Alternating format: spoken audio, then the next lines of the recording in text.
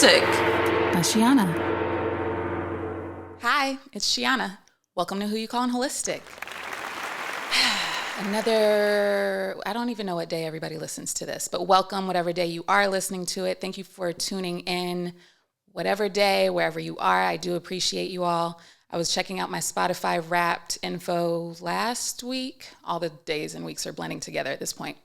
But it's just nice to see, who's listening from where and the episodes that you all are interested in and the ones that you're sharing with your friends. Like they tell me all that stuff. So I can see like how it's being forwarded, whether it's text messages or like Instagram or directly through the app. And I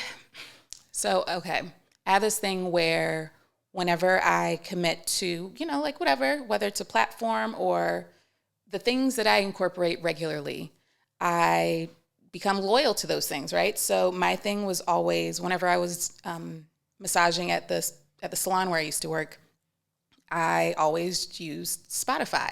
And I feel like this is before Apple Music even became a thing. But then when I was using Spotify, I stuck to Spotify. It was easy to share on my story. It was just more user-friendly when I shared it on Instagram stories and stuff. And whenever I would send it to people, or if I would have a client, they would say, oh my gosh, I love this playlist that I'm listening to during the session. Could you send it to me? And I always appreciated that even if you didn't have a paid Spotify subscription, that you could send a playlist or send whatever to people, and they might get a commercial in the mix, but they could still access it, right? So I wish Apple Music was a little more lenient with those things, because I know the sound is better and I know that it's just nicer overall, but I'm loyal to Spotify, and I got mixed feelings about it. But I do appreciate the Wrapped info, and I do like that I get to see that there's people listening internationally. That's a nice little self-esteem boost, honestly. And it's nice to just see that people are listening, honestly. So again, thank you to all my supporters out there. Thank you for listening. If you haven't already, you can subscribe to my Patreon.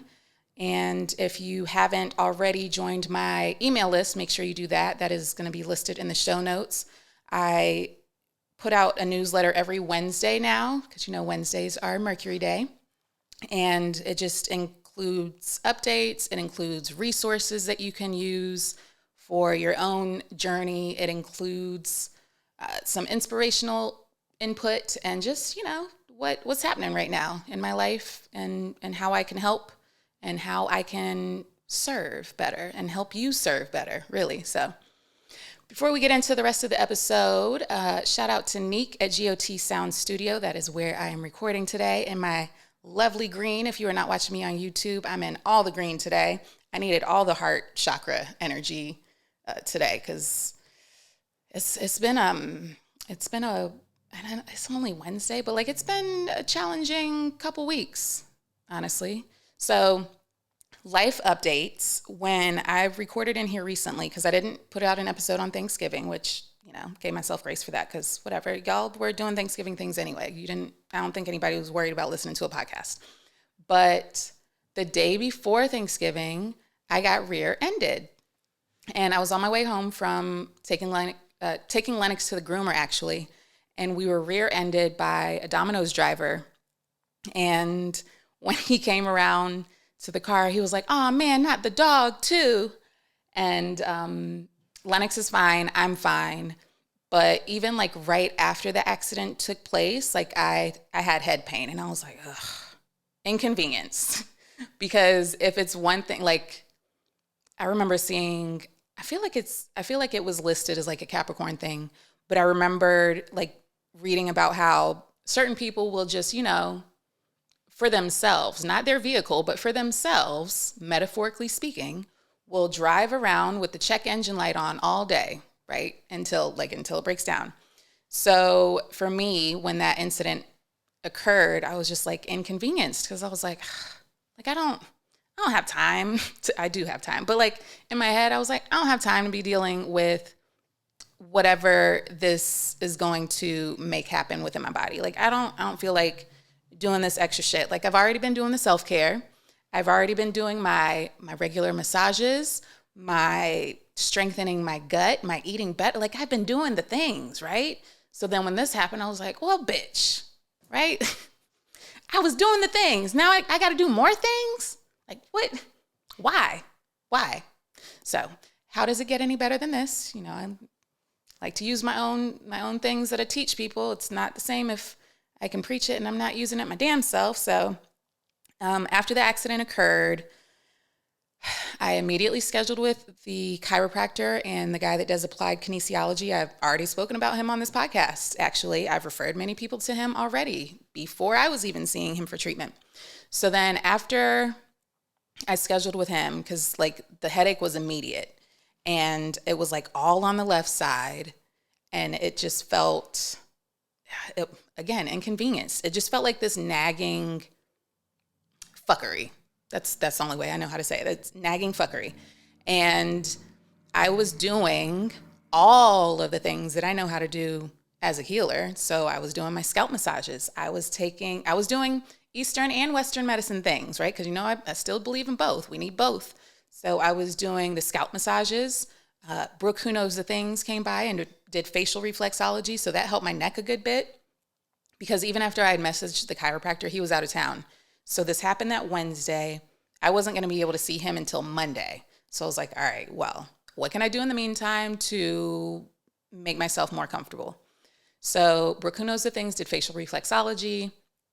I was taking like warm baths and like soaking up to my neck so that I could get some relaxation in my muscles in there. Because I figure like just the impact alone, even though in the moment I didn't think it was that big of an impact, but just the impact alone, it's going to shake shit up in your body. So things are going to shift anyway. Whether or not I felt them in that moment, it happened, right? So Brooke, who knows the things, did facial reflexology that Wednesday and that Saturday, I think, or Friday, one of those days, or a couple of those days. I got a 2-hour massage that Saturday. And then again, I was doing the things I know how to do. I was doing Reiki. I took Motrin. I was taking gummies. I don't even like edibles like that, honestly. Just so you know, I prefer to smoke, which I know, like, health-wise, it's probably best, especially because I have this melodic, soothing voice. It's probably better for me to do edibles, but joke's on me. I don't really like doing edibles because they make me completely stuck. Like I can't do things. So I don't mind taking edibles before bed, but I don't have difficulty sleeping. So I typically don't need to take an edible before bed. I can already sleep like a rock. But Brooke, who knows the things, reminded me, if you were to go and get a prescription for this, they would have you on some heavy painkiller or narcotic, something heavy that would put you out and relax your muscles anyway. So go ahead and gummy it up. And I was just like, ugh. Again, inconvenience. Like, I don't want to be able to not do things if I want to do things, which like in the moment, it was holiday time anyway. So like, bitch, you're not doing anything anyway. Like you don't have places to go. You don't have to do things. Sit still. But it was still very difficult for me to be like, okay, you can sit still. You can just chill out for a minute and do nothing. Because there was just this still of like, okay, but what can I do though? What can I still do in the meantime? So I moved some clients around because, how can I help people feel good if like this head is nagging, right? And then it made me think back to 2020 when COVID things were happening. And I remember, and I know I've shared this at some point on here before too, but I remember like just the mind fuck I had going on during that time because again, like I live alone and Lennox lives there too, the dog, but I remember like just going back and forth in my head because again, it's all in your head, right? And I remember during COVID, I was thinking like, nobody knows what this is. Nobody knows how it affects the body. And what if I just collapsed one day and died? Like, who can Lennox tell? How is anybody going to know? Like, is he just going to bark until somebody opens the door? Like, it got really, really dark, right? And I remember buying all of the things for my own peace of mind, just to make sure I was okay. Because if it were the case of like the moments that I was like, am I sick? Like, or like, do I need to go and have this checked? Then I probably would have been at urgent care or the ER every week, because it was just, and that's when I was even like, okay, like you don't need to read anything more about this, because it's getting dark, and it's just going to continue to get dark if you keep reading more. So I purchased a blood pressure monitor, because, they were saying that it was affecting God knows what. It was affecting all the things, right? So I got a blood pressure monitor. I'd already had a thermometer. And I also bought a pulse ox to check my oxygen, even though, like, I know my oxygen is good. I know my lungs are good at what they do. I've already worked on a lot of grief, remember? Like, I've done that. So, like, I had even more capacity in my lungs to work with things. So I was doing the other things to make sure I was healthy. I was doing my nature walks. I was doing my meditations. I was hydrating. I was doing all the things that I tell everybody else to do. But still, that mind can make or break you. So that is what I experienced again after this accident, because of the head pain, with my knowledge of, okay, there was an impact. Shit happens, shit was shaken up, your head hurts because there was impact. And it wasn't even like, I was still able to sleep. I was still able to function, regularly for the most part, other than just that nagging head pain on the side. But then I went to the dark place and I was like, okay, what if I have brain damage? What if I have brain damage and like I don't see it until later? Like, do I need to go and have my head looked at? And again, like I don't get headaches like that. I don't get headaches generally speaking. So for me to have this headache, I was like, oh my gosh, worst case scenario, brain damage, TBI. I'm going to need to see a neurologist. Like, it went all the way left. That is how it happens for me. And that's why, like, yes, I'm this ray of sunshine full of inspo and positivity, but when it goes dark, it goes dark. So I'm so glad and grateful that I have the community that I have around me. And I speak about community all the time and how important it is to have those people to lean on, because it was so refreshing for me to be able to reach out to people like, hey, this took place.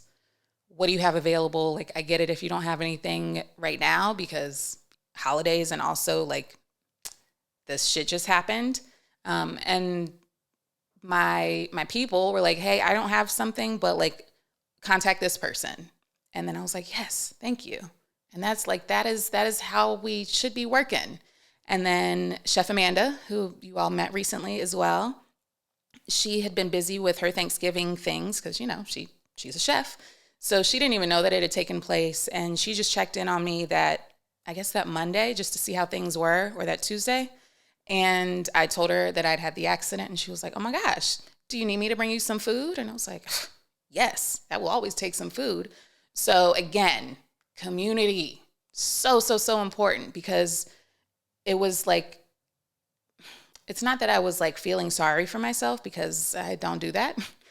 But it was nice to have people just step up and say, hey, this is what I can do for you while you're going through this, because that's what I needed at the time. And even now, like, I'm still not at 100%. And I was even thinking like, okay, well, how else has this affected me? And I was looking at my content and I was like, oh shit. Like, I haven't created any content. I haven't created any reels. I haven't even like posted, a photo dump. I haven't made a carousel, and like, I have notes on the things that I'm going to create, right? I haven't had that like follow through with it. And I was like, oh, okay. So then this did affect me a little more than I thought it did. Like, I thought it was just like a little discomfort, a little head pain, but also like energetically it shifted some things. So I was like, okay, clearly I just need to chill out a little bit, relax, sit my ass down, and surrender for a little bit. So like, whatever that means for now, well, I'm saying for now, I'm over it already because I got shit to do. But it really did make me just slow down and pause. But in saying that, like, some things came to me that I want to incorporate and integrate and offer, and also again made me say, okay, like these are the self-care things I need to be doing to prevent some of this stuff. So for instance, one of the things that I also discovered with the accident was like my ankle got a little tweaked with it. So even the chiropractor was like, oh, you kind of have like a little sprain here. And I was like, what the fuck? Like, how? Like, I was fine. But in saying that, because I had mentioned after I worked on a client after the accident, my back was bothering me. And like, I don't have back pain. I don't have head pain. These are just not things I deal with. These are things I help people with tremendously, but these aren't things that I deal with on a daily basis. So because of that tweak, again, it just, that domino effect, it shifted things. And so then I was looking more into like the ankle stuff. And if you're not familiar with Louise Hay, How to Heal Your Life, or You Can Heal Your Life, something about healing your life, Louise Hay. But she also has these affirmations for different illnesses, diseases, or things that you may be going through. And I've even spoken about Aaron Rodgers and his injury and how he's doing treatment for that. And metaphysically, it's about like ankle things are about flexibility and like making a decision and that energy behind it. And, you know, I've been very much like, I don't want to say I've been on the fence with things, but it's very much like I haven't been pushing for the things that have been floating in my head. Like they're there and I'm like, oh, I need to do this. And then it's not been done. So I was like, okay, so clearly that's the message. Like all this shit that I've written down, this content that I have, like to roll out these things that are like in the ether, in the floaty space, like, bitch, you need to do it. So that's the message I got. That sounds like some shit Shiana says. I need to do that. So I will. Message received. No more accidents, please, and thank you. But the thing that I also discovered with the ankle was my spleen had been weakened, and I learned that from, well, this wasn't the first time I learned it because I learned it having a thermography reading. So this was already something that was like in the works, and then the accident was just kind of like, bitch, look what happened. This is why we're here now.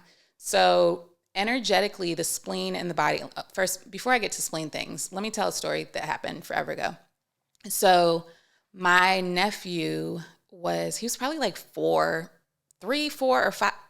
He was younger. He was between 3 and 5, let's say that. And we were at my mom's, and I remember he fell. My mom has laminate floor. We kept telling him, stop running, stop running. You know how you do to kids, and they still fucking run. And he ran, he slipped, and it hurt because we told you to stop. This is what happens. And he was like, oh my gosh, my spleen. And I was like, what? So this is at least 10, 11 years ago. Like this was a long time ago. And I was just like, you don't even know where your spleen is. Because I honestly, at that time, I didn't even know where the spleen was. Like if I say that right now, do you know exactly where your spleen is? Unless you are a medical professional. Off the top of your head, do you know where your spleen is? Probably not. So when he was like, my spleen, I was like, what the fuck? You don't even know where your spleen is. And he pointed to it. I had to Google it, but he pointed to where his spleen was. And I was like, okay, all right. So I always remembered where the spleen was after that. But energetically, our spleen processes information. So it inputs things, you know, as far as like the food you're taking in, the nutrients you're taking in, it does that. It processes the things, right? So if you're energetically receiving information, which, bitch, you know, I do that all the time. Do you see what I do for work? I'm always reading. I'm always listening to what people have to say, like client-wise. I'm always learning more things to be able to share and incorporate with my work. So there's always information coming to me. And then on top of that, you know, if I reference human design, as I like to do from time to time, we'll discuss that some more. But I have an open head center. And if you have had a human design reading with me before, then you already know, like I share, if you have an open head center, one of the things you need to do in the mornings is like have quiet time for yourself, because By the time you get your day started, by the time you open that phone and see those text messages, open those emails, you're already taking in information already. And none of that is information from your own doing, right? It's everybody else's shit. So Open Head Center is already going to be prone to having mindfuckery, really, because what's yours and what's other people's shit.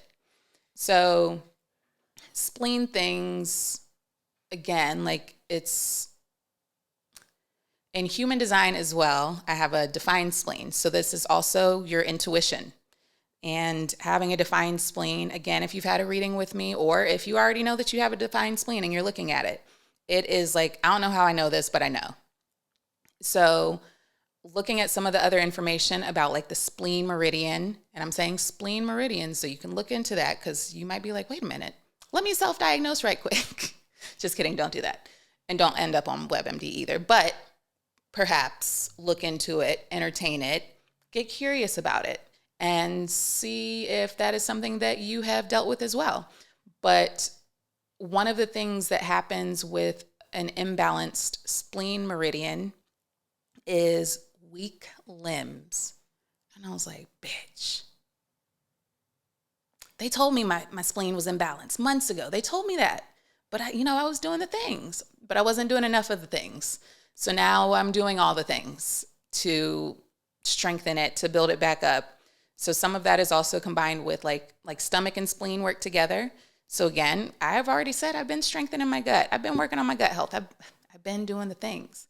But just to put that into perspective, that your intuition, that inner knowing that, like, I don't know how I know this, but I know spleen stuff.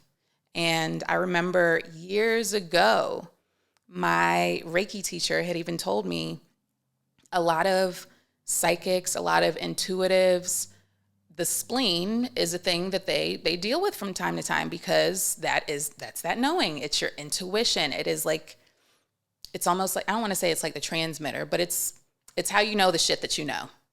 So if you are somebody who is like very psychic, very intuitive, you just know things, look into spleen stuff. Look into what those imbalances look like, how to strengthen it. And some of that was even breathing techniques. Some of it's food stuff.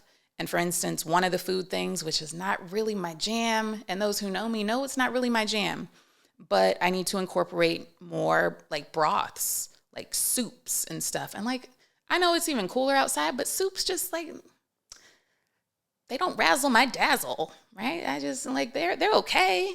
And even broths, I'm like, eh. But your spleen, when it's imbalanced, it needs warm things to soothe your stomach. It needs things that aren't super hard to digest, which again, energetically, if you're thinking about all of the things that you're digesting information-wise, like it doesn't need any more of that.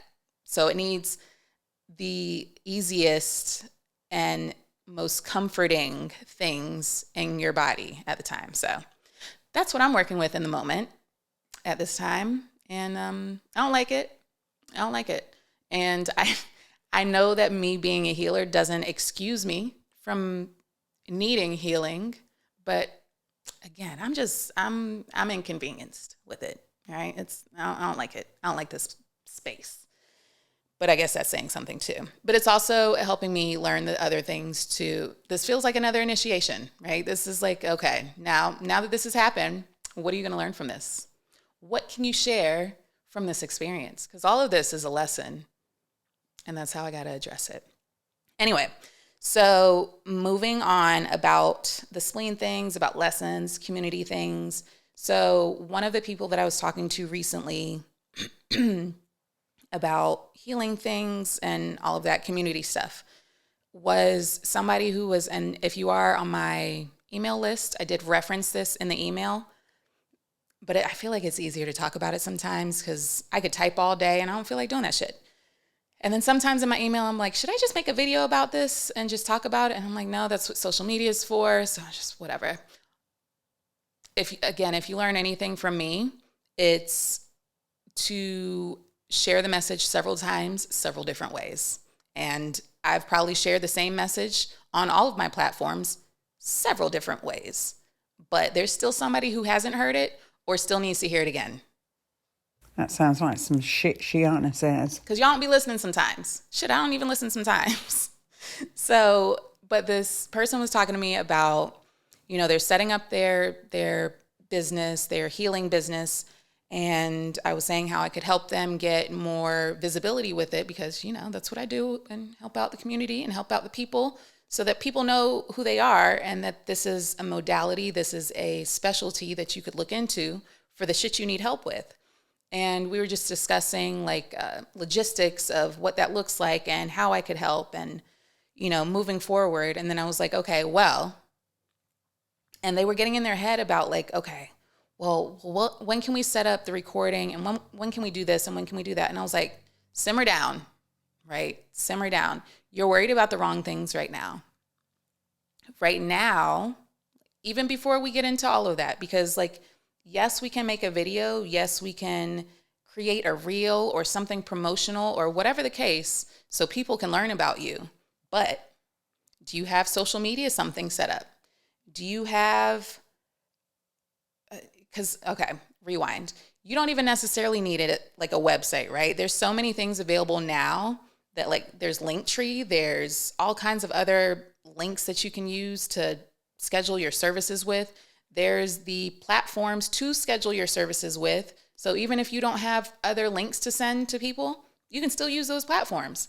Outside of those things, emails, right? And this was something that I had regrets about not doing sooner in my own business because I had started with massage, as you all know, oftentimes referenced. But because I had started with massage, I didn't really need an email list. In my mind, I didn't need an email list because what was I going to share? Schedule your massage. Remember to schedule your massage this week? Because I had such a stable clientele. Everybody was already scheduling. Everybody already had their next appointments. I wasn't worried about it. I wasn't promoting anything I didn't have anything else to promote. I was just massaging.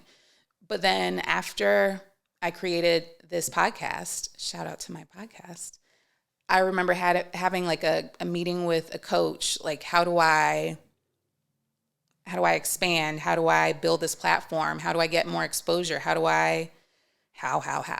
And one of the things she said was you got an email list? And I was like, shit, I guess I don't.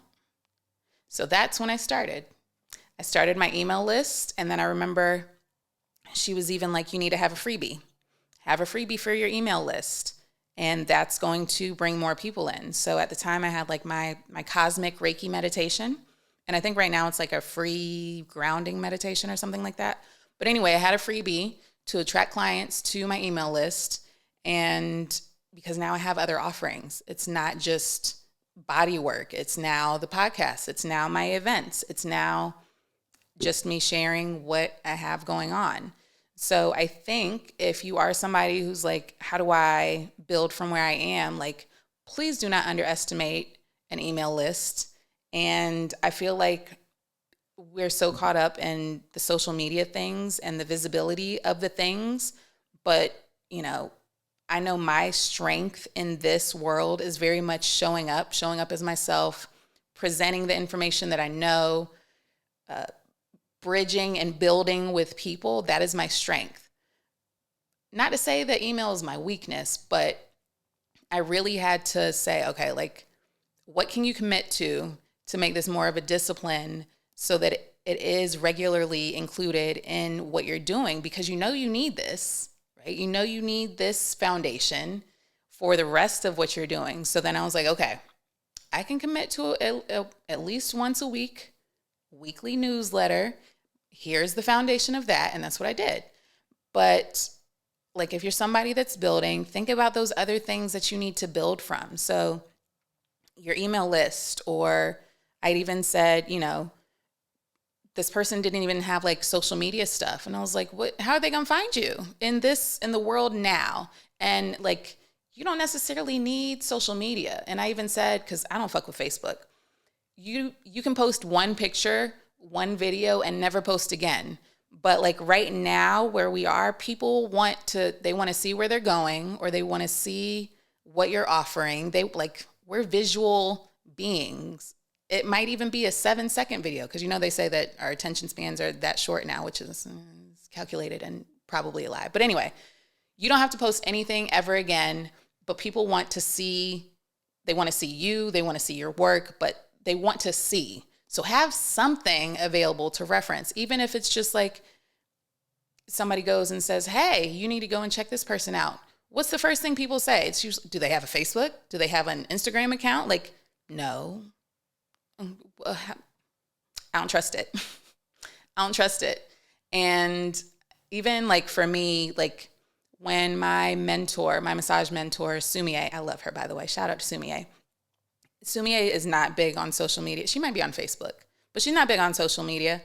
But 10 years ago, she already had a very large clientele. She didn't need social media. She didn't need an email list again, because it's different massaging anyway. Because again, unless you have a new offering and you're like, hey, or you're like updating your prices, that kind of thing. Even for that, like you can tell people when they come in, hey, my prices are changing this day. But like you don't necessarily need those things. A lot of the work that we do, even still, is word of mouth. And that is appreciated. But the current state of affairs, a lot of people need to see. They need to see something if they want to trust who they're about to work with. And that's why I think even like building a social media presence is like a thing that people are like, okay, you need to do more videos, you need to do more lives, you need to do just more showing up so that people can learn to trust you. Because if they don't see who this person is, how do they know they want to work with you? And like, that's the thing for me too, because like, how do I feel about your vibe? Do I trust your energy? Do I trust what you're saying? Does what you're saying line up with the message that you should be sharing? Like things have to match up for me. And I remember I was having this convo with LaToya at some point. Hey, LaToya, if you're listening. And there was some astrologer person that we were both looking at on social media. And she was like, how do you feel about her? And I was like, I don't know. I can't put my finger on it. But like there's something I don't trust. And that made me not want to invest in her business. I didn't want to get a reading. I didn't want to subscribe to her, whatever. Like, I don't trust you. And it was very much like there's something inauthentic about how you're expressing yourself. And in saying that, that can be a little scary, because I don't want to be vulnerable. I don't want y'all to know all the things. But again, I'm very calculated with a lot of the things I do anyway, because that's probably sociopathic behavior back there in the grand scheme of things, but that's how I'm built. So I can be vulnerable to an extent. I can share things and still be a private person. And I think that is this misconception that we have around social media, around being influential even, is that like you have to share everything, and you don't. You can share the things that you want to share, and you can share as much or as little as you want to, because I'm not going to overshare. I'm not. I don't like when people let me not say I don't like when people overshare with me. I don't like when strangers overshare with me, because what am I supposed to do with this information? If I already have a relationship with you, if you are a client, if you're a student, there's no such thing as like TMI, because like this is what I'm here for. But if I'm at the grocery store and you're telling me about your whole life, what are you doing? Stop oversharing. So anyway, strengthen that foundation. Strengthen that foundation, however that looks for you. As I mentioned already, for me, that is currently pouring more into my spleen and resting and surrendering. I am still working though, but like there's still that 50-50 balance of it, maybe 60-40. But either way, strengthen the foundation. You can worry about and refine the aesthetic of things later. And I know for me, even like my email list first started with, I don't know, MailJet, MailChimp, one of those. There's so many, but it was something very basic. It was like, I need an email list. I need to send people information. And then from there, my email list grew. And I was like, okay, now I can upgrade it a bit so that it looks more aesthetically pleasing for my audience. But like, let me actually make sure I'm using it and making use of it regularly. So strengthen the foundation. You can build from that later. And another thing, that's all about that's enough about my accident community things because I'm over that stuff. But anyway, have y'all been watching that cult show? Have y'all seen that cult show? You know I love to talk about cults on here. And let me clarify, because there's a few cult shows out there, right? But there's one on Netflix about Twin Flame University or something. And I watched that, and I got mad a little bit. I got mad, not because I was the cult leader. I mean, not because I was not the cult leader, but because, and I've even said this many times, like I know I could be a cult leader if I wanted to be, but watching this made me so angry. Like, you would do a way better job. Not that kind of angry, but like, why are people believing this? What are y'all doing? How did you get here? And I know it's these people longing for a sense of community, for a partnership, for like support. Like that's all it is at the end of the day. They want that. And it's like people are really milking this and making thousands of dollars from it. And like, Shiana, where do you need to step it up? Because you can, and I'm actually providing valuable information. So maybe I was a little bitter, a little jealous about that, in hindsight. But in the Twin Flame University thing, this man was like calling his clients bitches and calling them dumb and like making bank from like talking this way and acting this way, and even talking to his wife, which was like his partner in crime also, but partner in the business. And it's like, this is somebody leading other people, and they're paying him like good money for this, and they're not getting anything out of it. Like, clearly I can do a better job leading a cult if I needed to, and they would actually get some value in what I'm teaching. So that made me mad. And please don't join a cult. Please don't, especially right now. I know we already talked about this on the podcast. If you've not already listened to that episode that I had on here with Jonathan Dent, it is called Cosmic Connections. And we spoke about what cults are going to look like right now in the near future, because Saturn is in Pisces, and that's going to bring up a bunch of cult things. It's going to bring up a bunch of evangelical people doing fuckery. So just keep your eye on that, because it's happening. And I just saw on Twitter yesterday that Daddy Yankee, Gasolina Daddy Yankee, is he's leaving the music industry to focus on Christianity and being an evangelical himself. So we called it. I mean, I didn't call Daddy Yankee on it, but like we did say that this was going to happen. So just keep looking at that. You're going to see it, but it's happening. So then after the Twin Flame one, I was actually at the bar talking with one of my friends, and the bartender was like, or not even the bartender, somebody else sitting by us was like, have you seen the other cult thing? And I was like, no, tell me more. You know, I love a cult show. And they were like, no, you need to check out the one on HBO, Mother God something. And I was like, okay, I'll look into it. So I turn on this Mother God show, cult show thing. I don't know if you have checked it out yet. If you haven't already, bitch, I'm saying bitch gently, bitch, please check it out. Again, craziness, crazy fuckery. How are people believing this stuff? So some people were hit to the game when this happened. I was not. This is during COVID time, so this is probably when I was on Amazon ordering my blood pressure cuff and pulse ox for my peace of mind and not worried about a cult. But this happened around that time, and I don't want to give too much away. Okay, I won't give too much away. I'm gonna give a little bit away though. So if you want to watch the show and you're like, bitch, don't give me spoiler alerts, don't listen anymore. But if you've already checked out the show and you're like, yes, give me some more tea, do tell. Then she left her family and just did this whole cult thing and was telling people to like have colloidal silver all the time. Then they were like selling colloidal silver. You can order colloidal silver at Vitamin Shop. Don't order it from a cult, please. Just so you know. Colloidal silver does do a lot of things. It's great. It's good for wounds. It's good for immunity. You can even give it to your pets. It does a lot of things. But as you know, I'm a firm believer in you can do all kinds of things to better yourself, for expansion, for better health, for whatever. But there's fine print with this thing I'm about to say. Anything is okay in moderation. That sounds like some shit Shiana says. And when I say exceptions, like, don't do heroin in moderation. Like that, there's some things you should know you should not try to explore.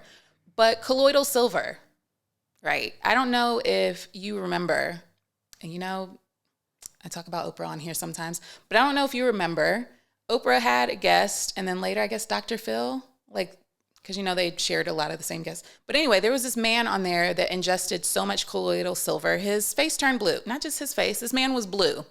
He looked like Violet from Willy Wonka. Violet, you're turning violet? He was blue. And he had ingested so much colloidal silver, his whole body turned blue.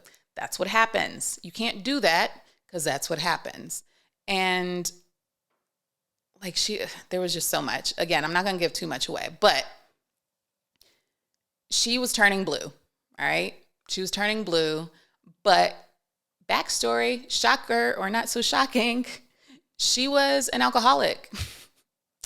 And you can't undo that. You can't undo that with colloidal silver. I don't know if you knew that. I don't know if that is a treatment plan that you were going to explore, but I'm gonna let you know. And I'm no physician.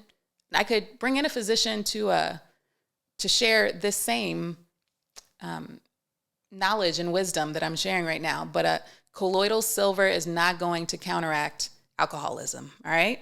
Okay? It's just not.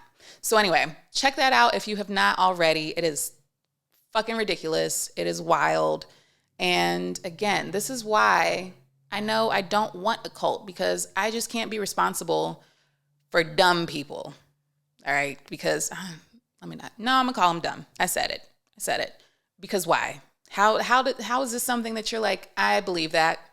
I absolutely believe what they are saying. They are turning blue, but I'm still going to follow them.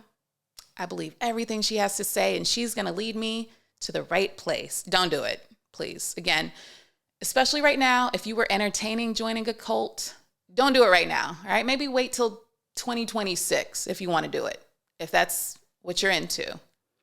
But not with Saturn and Pisces. It's don't do it right now. Anyway, that's enough for today. Strengthen your foundation. Don't join a cult. And meditate and hydrate. I'll talk to you guys next time. Bye.